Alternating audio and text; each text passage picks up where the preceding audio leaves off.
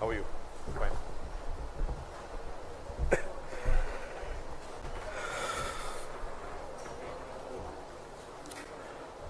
On the stage, thank you, Mr.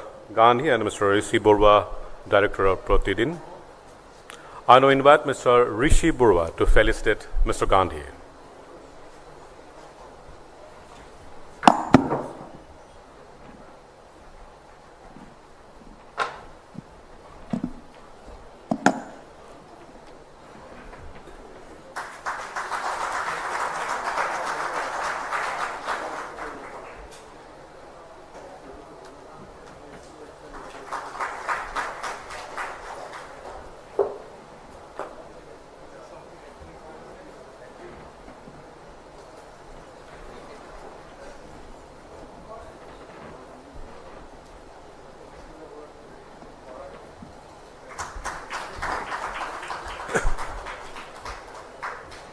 Ladies and gentlemen, once more I am requesting you to put the mobile in the silent mode so the conversation with Mr. Rishi Burwa and Mr. Gandhi can begin.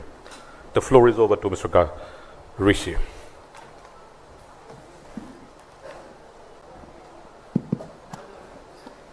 Good morning, ladies and gentlemen. A very warm welcome to the second day, first session of the Conclave 2023. With me is a man who needs no introduction, the man himself, Shri Rahul Gandhi ji. At the very outset, I extend my warmest greetings and thank you, Rahul ji, for taking out time from his busy schedule to be a part of our humble endeavor. Before I start putting forward few questions, I would like to share a small story with you all. So around 2 months back, I reached out to Rahulji's office, seeked an appointment to invite him here today. He patiently heard me out, and then at the end he told me, Rishi, it's been a while I have not been to these type of format events, and I'm not sure, but still for you I will try. Then I came back to Guwahati office. We discussed what to do, what not to do. So for every session, when you hold a conclave like this, there are a lot of speakers. So someone might come, someone might not turn up. So we have to look for alternatives as a backup. We look for backups for everyone, but I stood by it that Rahulji will come till the last day. So if Rahulji wouldn't have come today, it would have gone blank, because I was 101% sure, even at the last moment, he will come for us. And ladies and gentlemen, please understand, it's after 6 long years, he is in this format. He has not been to any national channels also. It is, we take pride in that. And thank you, Rahulji, for choosing Assam and Northeast to be a part of this endeavor. Thank you so much. To begin our conversations, you have seen Rahulji in the parliament, in the press conferences, in political rallies. So today, we would like to have some candid conversations with him. To begin with, Rahulji, recently, the Instagram, we saw a lot of pictures of a bike rally to Ladakh. And it looked more like you look more like a professional biker. So you stunned the whole media by going there on a bike, and the pictures really look nice. So what was the intent behind it? Was it a personal trip? You wanted to visit it? Usually youngsters do that on a bike to Ladakh. So what was was it an extension of Bharat Jodo? Good morning, all of you. It's a pleasure for me to be here. Thank you for inviting me. We do political tours. And the political tours, if you see most of us politicians, they're very straightforward. Go to a place, have a public meeting, come back.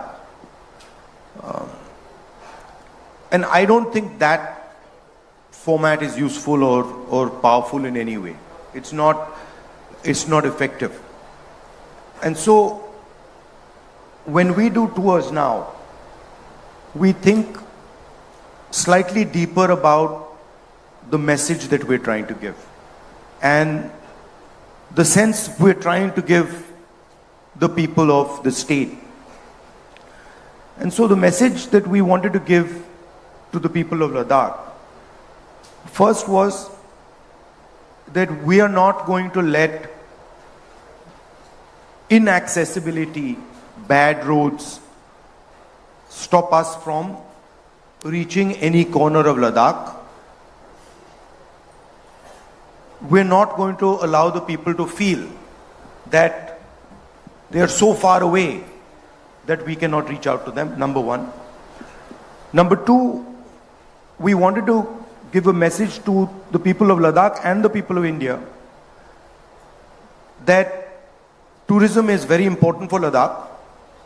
People traveling from the rest of the country to Ladakh is the lifeblood of Ladakh. It supports them. It's beautiful. It's an excellent motorcycling route. And so we wanted to give multiple messages through that tour. And I think it was very effective. It also allowed me to, in a sense, continue the idea of the Bharat Jodo format in a different way of engaging with people. If you speak from a stage, you don't really connect with people like you do when you physically meet them, hold their hand, get a hug from them. Maybe these days, get a selfie. So it's a totally different feel. You traveled there on the eve of late Rajiv Ji's birthday. Am I correct? Or yeah. Did Rajiv Ji mention about this to you? Or yes, he had said once somewhere. He had said once that Pangong Lake is one of the most beautiful places he's been to. And I had always been trying to go to Pangong Lake, but somehow never managed to go there. It's actually quite complex to go there. The road is pretty bad, and it takes quite a long time to go. So I was keen to go, and we made sure that we went there. We also made sure that we went to all the regions of Ladakh. Okay. Yeah. Coming to Bharat Jodo Yatra, the name itself describes what's the intent of the yatra. We have seen all the coverages, we have read about it. We know why the yatra was organized. But we don't know your perspective. Politically, what were your learnings from this yatra? I'm sure you've met thousands of people. You have heard their stories. You held their hands. You walked with them from Kanyakumari to Kashmir. So politically, what were your learnings from it? And as a human being also? I mean, politically, my learnings were that in 21st century India, the communication architecture is so captured by the BJP that it is practically impossible to talk to the people of India through that communication architecture. And I mean, for example, it's very clear that even things like my YouTube channel, my Twitter, they're all suppressed. There's no question about it, and we can see it. Right? So the yatra was almost a necessity for us to communicate.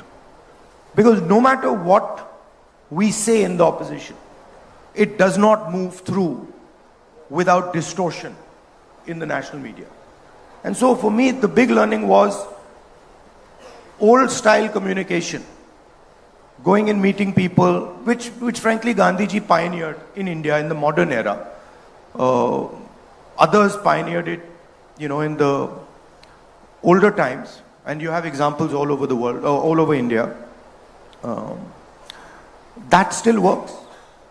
And what was beautiful to me was that no matter how much energy the BJP put, no matter how much the media tried to distort It didn't work because there was a direct connection. And for every story that the BJP media was trying to put in, there were thousands and thousands of videos coming from people which were contradicting that story. So it was almost a reverse capture of the mass media. And this problem is being faced across the world. This problem is not just an Indian problem. It's being faced in many other countries. And when I go there and I speak to them, it's very interesting that pretty much all countries are feeling this type of pressure. That's correct. That's a political learning. And I mean, that's fine. But for me, the personal learning was even more interesting, which was that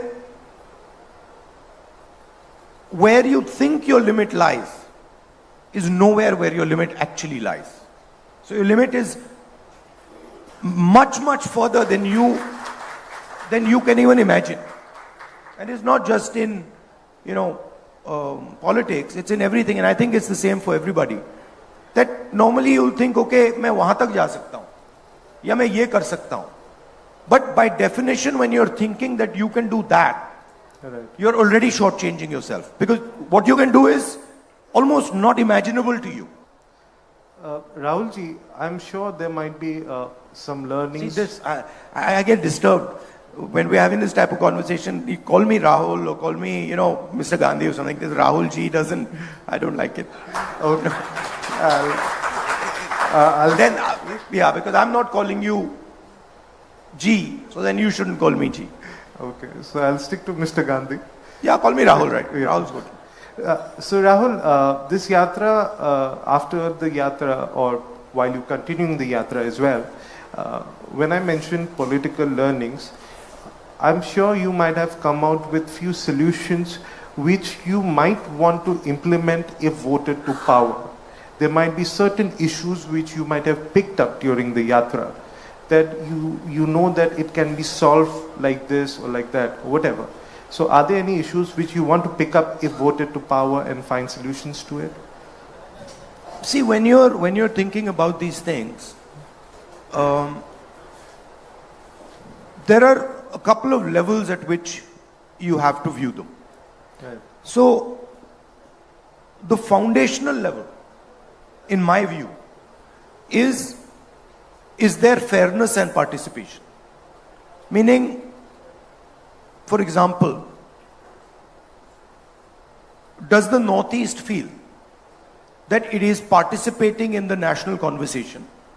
Does the Northeast feel that its ideas, its culture, its vision is being incorporated in the national conversation? So that would be a basic fairness, right? And there, on many axes, India is just completely failing, right? I did a speech in Parliament where I raised the point that the core of Indian government, 90 people who run this country, and they have much more power than MPs and MLAs. They decide policy. That's not how it was supposed to be. MLAs and MPs were supposed to decide policy. And that's how we started. But today bureaucrats decide policy. And so I looked at the 90 top bureaucrats in this country and I was shocked. I mean, I was completely blown away. 3 of them are OBCs. Now the question arises, what is the percentage of OBCs in India? What is the percentage of Dalits in India? What is the percentage of tribal minorities in India? If we do not know that, we cannot even begin to question, to address the issue of fairness. No, fairness, right? We know by and large there are 50% women in India. So we have a sense of, okay, we know how to address this issue. Because we know there are 50% women, and so it should be by and large 50% breakdown. If I see 50% women sitting here, I'm comfortable. Right? But in large areas, we just don't know it. So for me, the caste census now is a central pillar of thinking about equity in this country. So that would be at the broader level. And then you say, okay, are we giving our kids the type of education we should be giving? Are we giving them and their parents and their grandparents the type of healthcare system that we should be giving them? And then there we have examples. So I was in Rajasthan yesterday, and I think the healthcare solutions that we have come out with in Rajasthan are cutting edge anywhere on the planet in the 21st century. And so there we can see that, okay, there are some ideas that Rajasthan has developed. If you go to Chhattisgarh, some of the work that we are doing with connecting traditional production activities, manufacturing activities, some of the work we're doing with farmers is completely cutting edge. You go to Karnataka, the social security system we have set up in Karnataka is cutting edge.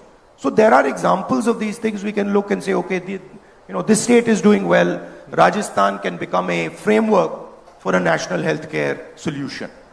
Rahulji, coming to Rajasthan, Chhattisgarh, when after 2014, non-BJP parties did win few of the states, and after that there was an air that there might be a change in 2019 in the government, but obviously that did not materialize. In coming days, you have 4 major state elections. You might win all of them, or might not win any of them, or might win 50% of them. No, the question of us not winning any of them is not going to happen. I'll tell you, there's no question. There's no way we're not going to win any of them. Okay. I would say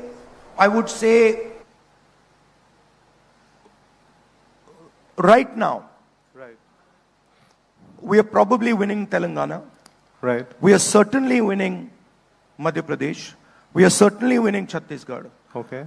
Rajasthan, we are very close, and we think we'll be able to win. Okay. So that's what it's looking like. And by the way, that's also what the BJP is internally saying. Right.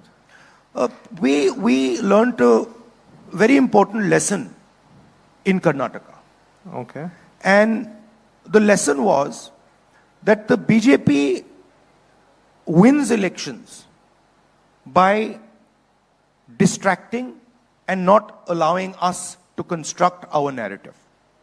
And so what we did in Karnataka, we fought the election in a way where the BJP could not. What you're seeing today, this gentleman, Mr. Biduri, and then suddenly this Mr. Nishikant Dubey, this is all the BJP trying to distract from the idea of the caste census. They know that the caste census is a fundamental thing that the people of India want, and they don't want to have that discussion. So every time we bring a point on the table, they use this type of stuff to distract. And we've learned now how to deal with it. Sir, if you're Let me finish. We've learned how to deal with it. So what did we do in Karnataka? We gave a clear vision for the state. This is the social security program that we're going to set up for you. And then we control the narrative. If you look at the Telangana election, we are controlling the narrative. The BJP is not even in the narrative now. It's gone. In fact, the BJP party has been decimated. It's over in Telangana. If you look at the narrative in Madhya Pradesh, we are controlling the narrative. If you look at the narrative in Chhattisgarh, we are controlling the narrative. No matter what the BJP tries to do, they are not capturing the narrative anymore. So we are also adapting and learning, right? If you go and speak to the people of Rajasthan and you say, listen, what is the key issue in terms of anti-incumbency in Rajasthan? And you can go and do this. They'll tell you, actually, we like the government. We like what they've done on healthcare. We're very comfortable with the type of stuff they're doing, 500 rupee gas cylinder, the farm loan waiver, we are very comfortable with it. So we are adapting in a situation where the BJP controls the media, we are adapting and controlling the narrative. So if you look at Bharat Jodo, we control the narrative. And they put in thousands and thousands and thousands of crores to take away the narrative. They couldn't do it. Right? So don't think the opposition isn't capable of adapting. We are adapting. We're working together. We are 60% of India's population. BJP is in for a surprise in 2024. That's what my next question was. So, if you win 3 states, 4 states, I appreciate the confidence. My best wishes for you. So, if you win, if you silently go and ask the BJP people, you ask the BJP leadership in Rajasthan, right? Ask them what's going to happen in the election. They'll tell you. Ask them what's happening in Chhattisgarh. They'll tell you. But sir, will it set the momentum for 2024? If you win maybe 4 of them, are you confident it will set the momentum for 24? Because that did not happen in 19. I'm sure you have learned and adapted, like you are saying right now, controlling the narrative, pushing forward your agenda. So look, I'll tell you what the game is. The BJP has basically created a friendly monopolist. Okay? His name is Mr. Adani. I assume you've heard his name. You've heard his name? Yes. See, you're even a bit hesitant. You're even a bit hesitant कि भैया बोले ना. Right? So he has created this gentleman and essentially is handing over the key industries of our country to this gentleman. And this gentleman controls a significant chunk of the media in this country. Right? And there are other monopolists, but this man is the main gentleman. So there is a massive concentration of wealth that this gentleman has. And there is a huge amount of money that the BJP is generating from this. Right? So there is media control. There is financial control. Right? Please go and ask any businessman in India what happens to them if they support an opposition party. If they were to write a check for any opposition party, ask them what happens to them. Right? So we are facing a financial attack. We are facing a media attack. And we're doing pretty well. We've banded together. I have not seen the opposition working like this before. Where we can sit down on the table and we can say, look, we don't quite agree with you on that. And they can say, well, we don't agree with you on that. And we'll say, okay, so what about this compromise solution? And they're like, absolutely, this works for all of us. Right? So there's a great deal of flexibility. And I must tell you, I am very impressed with the flexibility that all the opposition parties are showing. Because we understand what is at stake here. We are not fighting now a political party. You're fighting right? We are fighting the Indian state. And we are fighting to defend the idea of India. And that is why we have given our name, India. Sir, what's your opinion on one India, one election, combining assembly elections with Lok Sabha elections? What's your take on that? It's one of the BJP's distraction strategies, right? Okay. Look, we started off with one election. Right? When we started our elections. Why do we have different dates? Because in the Indian system, a chief minister can say, actually, in year 2, I feel comfortable enough to win an election and I'm going to hold an election. Right? So, at any point, a chief minister can declare elections. Right? So, obviously, that's why this has happened. Do you think it's practically possible with so many states, so many political dynamics, and then Lok Sabha? It's a distraction. It's a distraction. Look, the main issues in India are simple. Concentration of wealth. Huge inequality in wealth, number 1. Number 2, massive unemployment. Number 3, huge unfairness towards the lower castes, towards OBCs, towards tribal communities. These are the issues. Everybody knows them. Price rise. 1,000 rupees cylinder.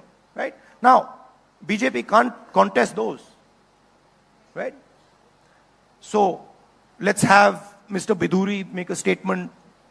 Let's have, let's get together and sort of have elections together. Let's change the name of India. This is all distraction. We know it. We understand it. And we're not going to let them do it. Sir, recently there had been discussions on the Women's Reservation Bill. And this is one of the bills where Congress party has come out in support of, but excluding the 2 footnotes which you had been mentioning in the parliament also, and also in your press conference recently. So, what is the reservation on that? The women's bill, which every single party has supported, can be implemented tomorrow morning. All you have to do is you have to say 33% of the seats are going to be reserved for women in the Lok Sabha and the Vidhan Sabha. It's very simple. There's nothing more to it. If the BJP was serious about doing it, that's what they'd do. There's no connection between giving women's reservation and census. There's no connection between giving women's reservation and delimitation. They're not connected. Right? So once again, it's a distraction. They suddenly needed, they came up with the idea of the special session and they needed something. That they came out with because we made a speech about Adani and that newspaper, we did a press conference about Adani and the newspaper, the Financial Times, came out with a story. Suddenly they want to do a special session. The first thing they were planning in the special session was, India ko Bharat kar do. And then they got a backlash. They realized that there's a huge cost to this. People will not like this. So then they backed down on that. Now they've come out with this. But they've not actually given anything to the women of India. What they are saying is, 10 saal mein aapko women reservation bill mil jayega. And we are saying, nahi, aaj dijiye. ये जो आपने census की बात की है, ये जो आपने डिलिमिटेशन की बात की है, ये बहाने हैं. इनको परे कीजिए 33%, अभी दीजिए, हम सब सपोर्ट करेंगे. Okay, sir. If voted to power, do you commit that without the footnotes, you'll get it implemented as soon as possible? Absolutely. 100%. See, please look at our record. I spoke in Parliament the other day that we consider the independence to be the beginning of the transfer of power to the people of India. Not the end, the beginning. Right? One man, one vote. Institutions set up in the interest of the people of India. And we consider that to be work in progress. And we feel very strongly that Indian women are not participating in the political system the way they should be. The single biggest act to help Indian women participate in politics was carried out by the Congress party, which is 33% reservation in Panchayati Raj. That was a game changer. And we want to do this. And it's our record. Please also remember that when we were trying to pass the 33% reservation in Panchayati Raj, the BJP opposed us. And also realize that the RSS does not allow women into its ranks. So who is interested in women's empowerment is very clear. Sir, coming to India Alliance, it's a new marriage. You have run a coalition government for 10 years, UPA 1, UPA 2. But now you have new partners in the India Alliance, which were your principal opponents in certain places. For example, Aam Aadmi Party in Delhi, TMC in Bengal. So as of now, it looks nice. It seems everything is going fine. But when it comes to distribution of tickets, there are many tall leaders in this alliance. You have worked with Sharad Pawar, but you have not worked with Uddhav Thackeray or Arvind Kejriwal. Of course we have. For a brief... We've run a government with Uddhav Thackeray ji. You have not worked with Arvind Kejriwal. and there are many like TMC, they might be there from outside support, but not. No, but we worked with Mamta ji. Yeah. I mean, Mamta ji used to be in the Congress. Sir, my question to you is, going forward, like Aam Aadmi Party and Congress, you ruled Delhi for quite a long time, and now Aam Aadmi Party is strong in the Delhi politics. So what would be the dynamics then? Because you will also like to retain power in Delhi, they will also like to fight. Similarly, in West Bengal, TMC has shown its strength over a period of time. At the same time, the leader of opposition from your party is from West Bengal. So obviously, you would also like to throw some weight and win some seats from there. But TMC is quite strong there. They have shown their strength. They have a proven track record. How do you think you will manage these, and also accommodation of the tall leaders which are there as partners in your India alliance? So there are two things, right? The first thing is that the opposition is thinking about this election in a fundamentally different way than it thought about any other election before this one, which is that the opposition is united in the idea that India is now under attack. The concept of India, the concept of free elections, the concept of free speech, they are now under mortal threat as far as the BJP is concerned. So this is something that is unanimous, which means that our behavior has to change, which means that our flexibility has to increase, which means that we have to realize that we are now fighting for the soul of India, which requires a different level of cooperation. So that's the first point. The second point is, actually, if you look at the alliances, the bulk of them are pretty much stitched up. There are a couple question marks, but the bulk of them are stitched up, right? Kerala, Bihar, Madhya Pradesh, the big places, there's no issue. In some of the smaller places, there's an issue. We will try to iron out those issues, right? But the broader way we are dealing with each other is that we are seeing each other now as defending the idea of India. Earlier, we were thinking that, look, this is a fight between a political party and another political party. Now we're saying, no. Now, the RSS and the BJP are trying to destroy the idea of India. Free speech, participation of everybody, the destruction of anybody, any business person who stands against these monopolists. These are anti-India ideas. Sir, if voted to power, what is your idea? What are you going to do for the OBC? If, for example, you are saying BJP is deviating from the topic with the an urgent session, women's reservation bill, are you also planning to control the narrative? Like you said, you are learning from them and from the past experiences. Are you also controlling the narrative by speaking up for the OBCs? No. And plan something you have in mind to do for them? Look, once voted to power? If I used OBC as a frame, right? I was shocked that out of 90 people who control the government of India, 3 are from the OBC community, right? And those 3 people control 5% of the Indian budget. 95% of the Indian budget is not in their control. And I haven't even spoken about the tribals. I haven't even spoken about the Dalits or the minorities, right?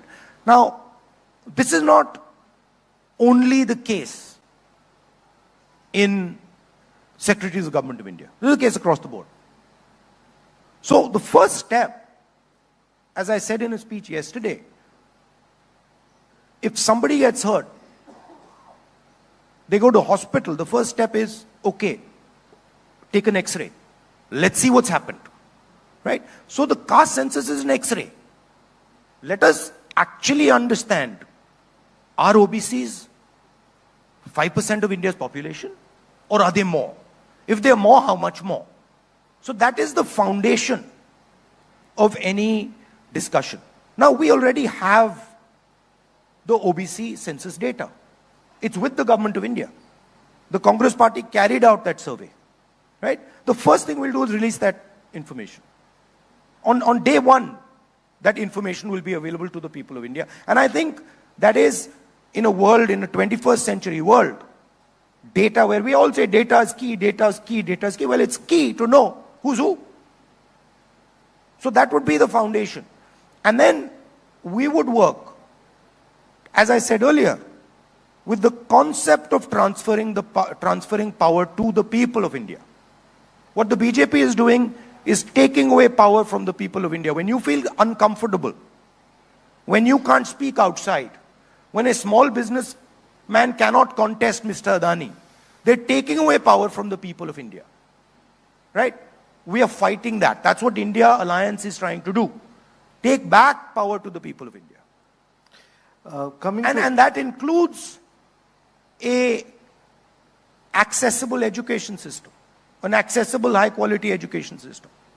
It includes an accessible medical system. It includes support to small business people. It includes support to small media houses. You know, you asked me, listen, I told you, listen, I haven't gone to these conclaves. Well, I would consider you a relatively small player. I'm sitting here. I'm trying to give a message that, look, we want everybody in India, regardless of who they are, how big they are, to feel comfortable. We don't want them to feel, look, and it is not only farmers. It's small business people. It's somebody who's contesting in a business environment where he's being unfairly treated by a huge monopolist. Right? We want the energy of India to build the country. We don't believe that one or two people can build the country. We believe that if you really want to build the country, we have 1.4 billion people, and they should participate in the governance of this country. They should participate in businesses. They should participate in building the infrastructure. It should be a much more spread out process. So since we are from Assam and Northeast, so I'll like to ask a few things on that. So you are one of the few tall leaders who had visited Manipur and visited the relief camps and met the displaced people. So what are your learnings from there, and also few pointers which you wish to put forward to come out with a message, a solution for them? Look, I've been in politics. I've been in politics now since 2004. And I must have traveled to pretty much every district. Most districts I visited 2 or 3 times. Every state. I've never seen what I saw in Manipur. In my entire life in Indian politics, I've not seen it. Right? And I'll tell you the story. When we arrived there, all the communities were very happy for me to go. And they all invited me. When we arrived there, when we were going to visit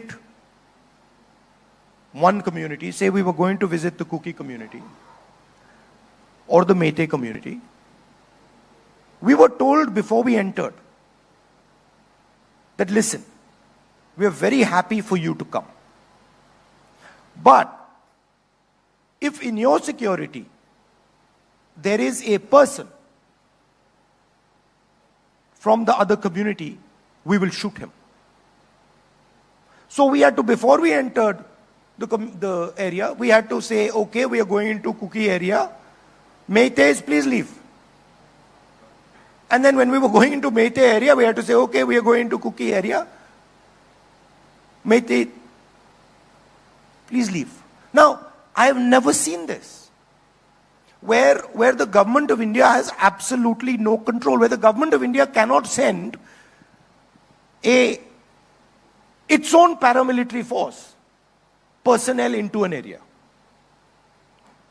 So what has happened is that the politics of hatred that the BJP has been playing with has basically destroyed the state of Manipur. Manipur, you said the state of Manipur, and I was thinking, well, actually, no. The idea of Manipur does not exist anymore. It has to be brought back to life. And the culprit is the politics of the BJP. Right? So, that's an extreme example of what happens when you make people fight with each other. And we went, and we spoke to some of the administration people, and they said, look, we have no control. We simply cannot control it. I've never seen this in my whole life in India. I mean, you can expect this, in Rwanda, maybe where there's a civil war. You don't expect it in India.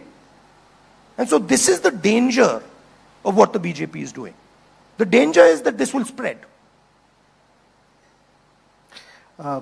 Sir, in perspective of Assam, whenever there is an election, let it be Assembly, Lok Sabha or Rajya Sabha, there's always a question of of Congress having an alliance with AIDF, Ajmal's AIDF. They had been partners with you in UPA as well. As far as I know, that's not a question anymore. So, do you confirm that we are not having an alliance with them? Okay. So, Northeast has 8 states now, out of which 4 are ruled by regional parties who are in alliance with the NDA. That's not correct. Actually, all of them are ruled by the BJP. Okay, I'll put it there. Every single one of them is ruled by the BJP using the coercive power of the Indian state. Do you have any plan to bring them in your fold, because it has 24 seats? Absolutely. So are you in talks with them? Which ones? No, I mean, I don't get into the operational details at the state level. That's work that our parties in the local area do. I mean, of course, they do discuss it with Mr. Kharge and sometimes with me, but that's more their responsibility. Okay. But what we do clearly see is that there is pressure from the BJP. These are not just, happy partners. Happy partners. There's pressure. There's clear pressure, and they speak to us. Okay. Will Assam see a Bharat Jodo Yatra? Well, that's across work in Northeast, progress, and we don't want to ruin any possible surprises. We also have some beautiful roads like Ladakh. You can bike around there if you want. So, yeah, I mean, I'm planning now a trip to Mizoram. Okay. And I think that is a good idea. I think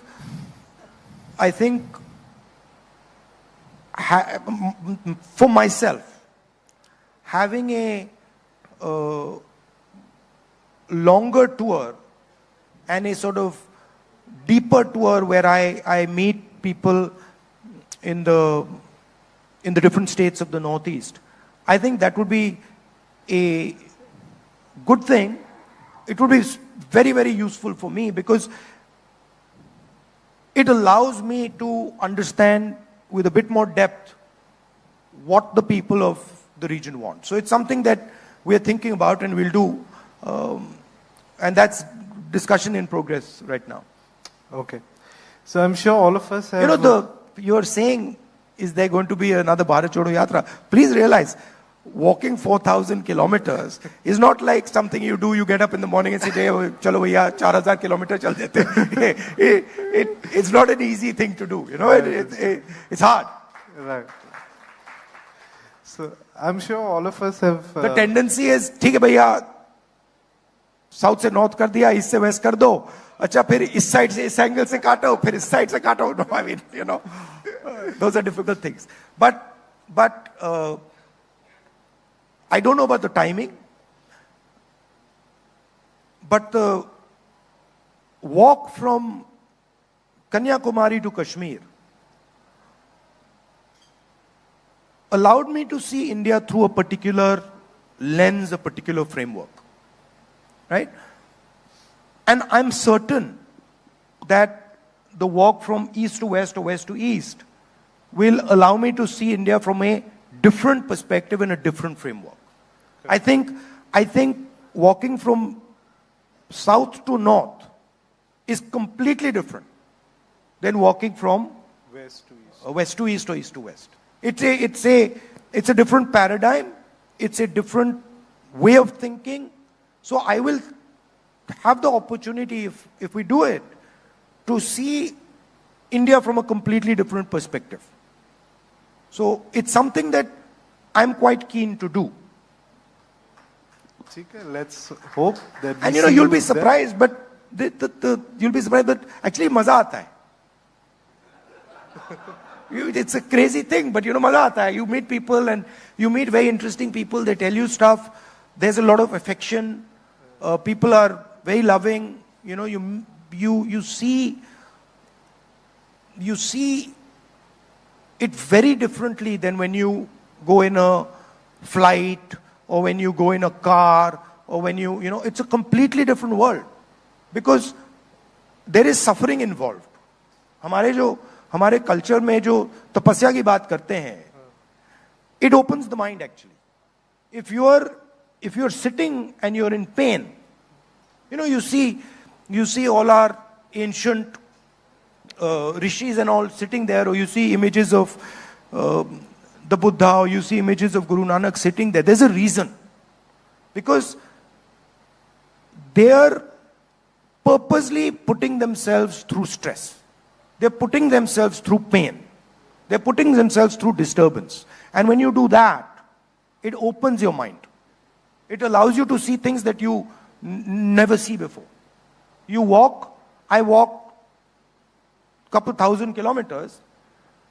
I'm telling you, after, on day 3 or day 4, I was saying, bhai, matlab, kya kar diya maine?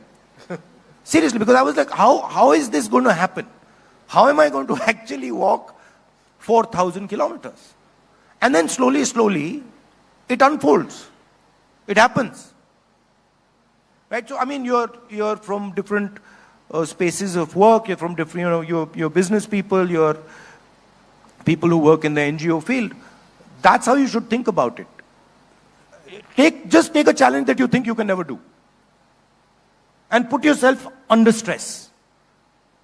And then you'll suddenly find that you will yourself start pulling out avenues that you'd never imagined ye ho sakta hai. And so for me, it's a learning experience. Of course, it's a political experience, but it was much more a personal experience for me. Like, my people wanted a political element to it. I was like, I'm not interested in a political element. Because for me, this is much more about, it's like a labor of love. It's not politics. It's, my country has given me so much, has given me so much affection, that it's like repaying a debt for me. Okay. I'm sure all of us have seen Rahul ji speaking at various occasions. So I've come up with a small quiz for you, and with this we'll end it. Okay. So it's a personal quiz. So you have to choose between the two. I'll give you 2 options. You have to choose between the two within 10 seconds. There are no prizes for it, but still you have to choose. So beginning, workout or Netflix and chill? Workout. Indian cuisine or Chinese? Both. Okay. Martial arts or scuba diving? Now see, these are both. but if you were to say, okay, it's situational. So if I'm working and, in Delhi and all, then martial arts. Okay. Scuba diving is something that you would do, you would have to go there, yeah. so. Bharat Joro beard or clean shaved? Either. This is a problem that the Congress always has with me. which is that I really am not too concerned about, beard hai, nahi hai. I'm quite, Okay with yeah, I'm okay with, मुझे कुछ भी खाना दे दो, कोई भी कपड़े दे दो, दाढ़ी, I'm not too attached to these things. Okay. Watching reels on social media or reading a book? Reading a book. Okay. Godfather or The Dark Knight? That's a very difficult one. They're both very, very deep movies. So I would go with both. Okay. Ice cream or Golgappa? Ice cream. Okay. If not a politician, then who? Anything. Any See, politician in particular? I don't see it like that. Politician is one frame of me, right? When I am talking to my nephew and his friends, I'm a teacher, right? When I am in the kitchen, I'm a cook. So we all have many different frames, right? Okay. You are a journalist, you're a father, you're a son, you might have certain skills that are as important to you as journalism, but you will be seen with one lens. Right. Right? You'll be seen with, bhaiya ye to dekho journalist hai. Right. So I'm actually, one of my lenses Is politician. is politician, and then I view my life as a journey. Right? So Correct. I like to learn and understand things on this journey. Okay. Next question is tricky. You can choose anyone. Love of your life. It can be a sport, a person, your mother, your sister, anyone. I mean, quite a few. You can name one or two for I mean, us. my mother, my sister, my little puppy these days, he's, and some of my friends. Yeah. Okay. Driving cars or riding bikes? I see them as the same thing. Okay. So it's, Which is more it's fun to basically, do? it's basically focus. Okay. Cricket or football or anything else? Football. Okay. Messi or Ronaldo? Ronaldo. Okay. Though I think Messi is actually a better footballer. So now you're being politically correct. No, because I think Ronaldo, I like Ronaldo's kindness. Okay. So, but if you were to ask me, if I was running a football team, who would I prefer? I'd probably prefer Messi. Okay. So if cricket, Virat Kohli or Rohit Sharma? I mean, either. I'm not a huge cricket fan. I know that's not a good thing to say, but I'm not a huge cricket fan. Okay. So Bharat or India?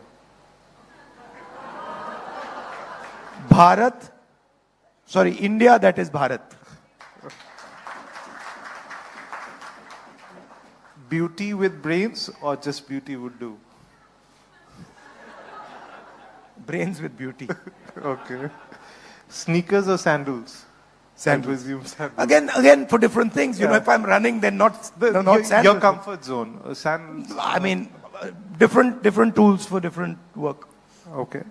Kurta pajama or t-shirt? T-shirt. Okay. Beach or mountains? Both. Okay.